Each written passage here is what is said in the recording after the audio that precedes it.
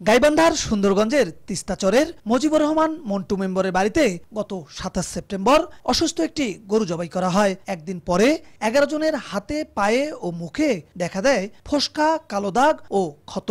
ধীরে ধীরে বাড়তে থাকে অ্যানথ্রাক্স উপসর্গ। স্থানীয় হাসপাতাল থেকে চিকিৎসকের পরামর্শ নিয়ে বাড়িতে অসহ্য যন্ত্রণায় কাতরাচ্ছেন আক্রান্তরা। সংক্রমণের ভয়ে পারিবারিক ও সামাজিকভাবে কেউ মিশছে না তাদের সঙ্গে। ভুক্তভোগীদের অভিযোগ, রোগ সম্পর্কে তাদের ধারণা না থাকায় সঠিক চিকিৎসা পাচ্ছেন না। স্বাস্থ্য বিভাগের পক্ষ থেকেও নেওয়া হচ্ছে না কোনো খোঁজ খবর। মাংস খাসি একদিন, তারপর পরের দিন যা দেখি কে হাতে এরকম উঠছে। কোনো সরকারি লোকও আসে নাই, বিশেষ করে সরকারি বড় ডাক্তার যদি একজন আসতে তাহলে ভালো হতো। আতঙ্কের মধ্যে আছি। হাট বাজারে গেলে মানুষ ছোঁয়াছোঁয়ার রোগ, বগল থাকে তোমার কাছে ভাইরাস, অতি ফাঁকে থাকো। খেলা খেলতে নেয় না মানুষে, আমাকে দেখলে মানে সই দেখতে কয়। সুন্দরগঞ্জ উপজেলার বেলকা, আলুট্টারি, বামুনডাঙ্গা ও সর্বানন্দ এলাকায় ছড়িয়ে পড়েছে গবাদি পশুর প্রাণঘাতী অ্যানথ্রাক্স রোগ। রোগীর সংখ্যা বেড়ে দাঁড়িয়েছে ১৮ জনে। স্থানীয়দের অভিযোগ, বেশ কিছুদিন ধরে পশু মারা গেলেও প্রাণী সম্পদ বিভাগের কর্মকর্তারা তেমন মাঠে আসছেন না। নেই কোনো পরামর্শ বা চিকিৎসা সহায়তা সহ তৎপরতা। রোগ প্রতিরোধে কিছু সচেতনতামূলক লিফলেট বিতরণ করে দায় সারছে তারা। চিকিৎসাও না, ওষুধপাতি দেয় না, এই আইসে যায় এই পর্যন্ত। ভ্যাকসিন দিয়ে মারা গেল, তাতে আজ পর্যন্ত একটা ডাক্তার এলো না। অজানা রোগ, আমরা তো জানি না, জানলে তো আমরা এটা করতাম না। গরু বাছুর নিয়েও আতঙ্ক, এখন যারা অসুস্থ হয়েছে তাদের নিয়েও মনে করো গ্রামবাসী আতঙ্ক। এদিকে সরকারিভাবে ৮০ পয়সার ভ্যাকসিন দেওয়ার কথা থাকলেও প্রান্তিক কৃষকদের কাছ থেকে আদায় করা হচ্ছে ১০ টাকা থেকে ১০০ টাকা পর্যন্ত। তবে অভিযোগ অস্বীকার করে ভ্যাকসিন প্রদান সহ চলমান পরিস্থিতি নিয়ন্ত্রণে চেষ্টা চলছে বলে দাবি প্রাণী সম্পদ ও স্বাস্থ্য বিভাগের।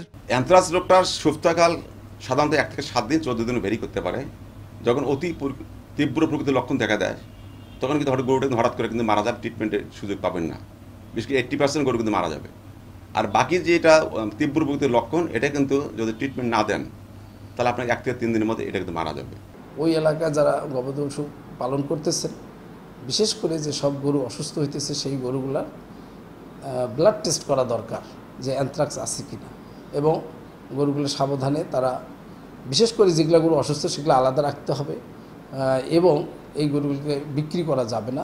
২৬,৪০০ মাত্রা ভ্যাকসিন এনে সুন্দরগঞ্জে দিয়েছি, এবং যেখানে যেখানে আক্রান্ত এলাকা সেখানে আমরা এই ভ্যাকসিনগুলো আমরা টিকা প্রয়োগ করেছি, যেন পরবর্তী আর কোনো গরু আক্রান্ত না হয়। আক্রান্ত পশুর তারা সংস্পর্শে বেশি না আসে, জবাই করে মাংস খাওয়া এগুলো থেকে যেন বিরত থাকে, অংশ বিশেষ যেন যত্রতত্র ফেলে না রাখে, কোনোভাবেই ভীত না হয়, কারণ এটা মানুষ থেকে মানুষে ছড়ায় না। প্রাণী সম্পদ বিভাগের তথ্য মতে সুন্দরগঞ্জ উপজেলায় ৩ লাখেরও বেশি গরু ছাগল রয়েছে, যার মধ্যে ৮ অক্টোবর পর্যন্ত অ্যানথ্রাক্স ভ্যাকসিন দেওয়া হয়েছে প্রায় ২৯,০০০ গরু ও ছাগলকে। অ্যানথ্রাক্স আতঙ্কে সুন্দরগঞ্জের মানুষ। একটি এলাকা থেকে সংক্রমণ ছড়িয়ে পড়েছে ৪টি এলাকায়। ইতিমধ্যে মারা গেছে ৭টি গরু, একটি ছাগল। অসুস্থ হয়েছে ১৭ জন ব্যক্তি।